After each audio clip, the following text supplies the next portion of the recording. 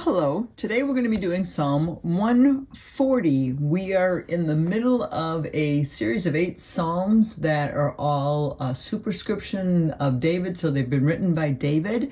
We have done 138 and 139, and today we're starting 140, which is now a few of the Psalms that are what we're going to be calling laments. So let's start with prayer, and then we'll jump in, and as I read this, you'll see why this is called a lament. And I'm going to read a verse from Psalm 119. I'm going to read verse 60. This is actually one of my favorite verses in this psalm. It says, "I will hasten and not delay to obey your commands." So Lord, we pray that as we read your word, that we would love your word and that we would hasten and not delay to obey what we read and to understand you better and to walk in your ways. In your name, amen. So let's read this and see why this is called a lament. I'm going to go just a little bit bigger for you. It says here, "Rescue me, Lord, from evildoers. Protect me from the violent who devise evil plans in their hearts and stir up war every day. They make their tongues as sharp as a serpent's. The poison of vipers is on their lips. Keep me safe, Lord, from the hands of the wicked. Protect me from the violent who devise ways to trip my feet. The arrogant have hidden a snare for me. They have spread out the cords of their net and have set traps for me along my path. I say to the Lord, you are my God. Hear, Lord, my cry for mercy. Sovereign Lord, my strong deliverer, you shield my head in the day of battle. Do not grant the wicked their desires, Lord. Do not let their plans succeed. Those who surround me proudly rear their heads. May the mischief of their lips engulf them. May burning coals fall on them. May they be thrown into the fire, into miry pits never to rise. May slanderers not be established in the land. May disaster hunt down the violent. I know that the Lord secures justice for the poor and upholds the cause of the needy. Surely the righteous will praise your name, and the upright will live in your presence." Okay, did you see how this is a lament? And we're going to call this one an individual lament. So it's really one person that's talking about their life and what is going on and lamenting about the evil that is against them. Now, there are certain, what we want to call elements that are common in a lament. And so what I'm going to do is I'm going to come over here and in the margin, I'm going to write down what those elements are. And then what we're going to do is we're going to go back through this psalm and we are going to highlight all these different elements so that we can see them clearly in this psalm. Okay, so the elements would be an invocation,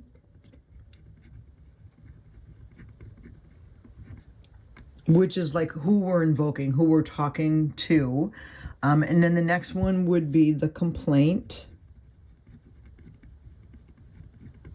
what the person is going through. That would be the description of what they're going through. And then the petition, what they want God to do.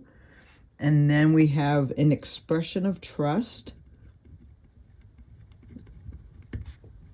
This is where you say, like, no matter what's going on, I'm going to trust the Lord. And then the last one is praise. And we see all of these elements in this lament. Now, often in a lament, you might not see all of them. You might see some of them. But in this one, we do see all of them. So what I'm going to do is I'm going to use some colored pencils. So I've just got 5 different colors. And what I'm going to do is I'm going to highlight the different areas so that we can see them better. So we're going to start with the invocation, and I am going to use a light green for that. And then when we get to the complaint, we're going to do that in orange. And then we're going to do the petition, what they're asking of God, in blue. And then we'll do the expression of trust in pink. And then we will do the praise in yellow. Okay, so I just highlighted that over here so that when I'm coming here, then I'm going to highlight these and I'll be able to go back and forth and look at this. Okay, so we're going to literally just go through each verse and try working through that way. I didn't know if it would be easier for me to just go, let's go through all the invocations first. And then let's go through all the complaints first, or whether I should just go through each verse and work through it that way. So it might be better if we just do each section like this. Let's look for any invocation. So anytime that we're addressing who this letter is, or who this psalm is for, who are we talking to? So we're going to see rescue me, Lord. So that's the first thing, is who we're talking to is Lord. And then again, we see that in verse 6. I say to the Lord, you are my God. So this time he's calling him God. So again, who he's talking to. Then we have 7, where he's called Sovereign Lord. And then also in 7, he's called my strong deliverer. So those are all the places where we see the invocation, who he's talking to. So Lord, meaning the one who's your master, God, and then sovereign Lord, the Lord that rules, makes decisions, and then he's my strong deliverer. So those are the invocations. Now let's look at the complaints. So what is it that he is saying about his enemy, what they're doing? That's the complaint. So the first one would be in verse 1, where he calls them evildoers. So he's literally saying this is what they are, right? Protect me from the violent. So they are violent. And here's what they do. They devise evil plans in their hearts and stir up war every day. So I'm going to underline, they devise evil plans and they stir up war every day. And I am also going to highlight violent, okay? So they're evildoers, they're violent, they devise evil plans, they stir up war every day. And then they make their tongues sharp as serpents, the poison of vipers is on their lips. And so I'm just going to highlight the word tongues. They're using their tongues against him. The things that they're saying are the things that are, he feels like, are ruining him, right? And then he says, keep me safe, protect me. Okay, here's another thing they do. They devise ways to trip my feet. They've hidden a snare for me. So see, they're trying to catch him or snare him here. They have spread out the cords of their net. They have set traps for me. So there it is again, that same concept. They're setting traps for him.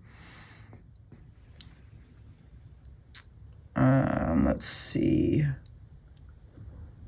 And then those who surround me proudly rear their heads. And so here's another. They're proudly rearing their heads. So there is now what it looks like when we have marked all the different complaints of who they are. They're evildoers, they're violent, they're devising evil plans, they're stirring up war, they're using their tongue to try to destroy him. And when you see that, when we see the word evil, evildoers, I think a better word would be malicious, which means that they have malice, they're spiteful, they're intentionally trying to be harmful. I mean, that's really what we're seeing here as he describes his enemy. So now what we're going to do is we're going to look at all the different things that David asks God to do. So this is the petition. What does he want God to do in all of this? So let's start at the beginning again. I'm going to go bigger again. Okay, so the first one would be rescue. He's saying rescue me. I'm going to make a box around these instead of just underlining. So that's the first thing he's praying for, is to rescue. Then he says, rescue me from evildoers, protect me from the violent. So there it is again. This is another thing he's asking for, is he's asking to be protected. And then this is a description of them, and the next one is keep me safe. And that's part of that protect, right? But we're just labeling each time he says something. So this petition is keep me safe from the hands of the wicked, from the violent. They're arrogant, they've hidden a spread traps. Let's see, where else does he say what he wants God to do? I think this one here, here I say to the Lord, you are my God. Hear, Lord, my cry. So he's asking God to hear his prayer, his cries to God. Do not grant the wicked their desires, Lord. Do not let their plans succeed. There's another, like what he's praying. So let's see here. Do not grant their desires and do not let their plans succeed. I'm just going to put a big thing around this whole thing because this whole verse is what he's asking, right? Don't let their wicked plans succeed. Those who surround me proudly, may the mischief of their lips engulf them. So there would be another one. He wants the mischief that they're causing to just overtake them. So I'm just going to go the whole section again here. May the mischief of the lips engulf them. May burning coals fall on them. May they be thrown into the fire, into miry pits, never to arise. So again, he's asking for burning coals to fall on them, to have them fall into the fire, into the miry pits, never to rise. He just wants this oppression that's against him to stop. And then may slanderers not be established in the land, may disaster hunt down the wicked. And that again to me is another petition, and I'm just going to do that whole verse again. Okay, so when you're looking at the whole verse, you're able to see the whole chapter here. You're able to see the different sections because of the colors. So we've got who he's talking to, the complaint that he has against the wicked, what he's asking God to do, what is the exact petition. And then the next section is, where do we see him say, I trust you, Lord? And there's a few places where we see this. So we're going to go back up, and first of all, we're going to look at verse 6. There's your first expression of trust. You are my God. So basically, like, I am trusting you because I know you are my God. And I can't underline, well, I can try to underline God with that pink, but so there it is. You are my God. There's the first expression of trust.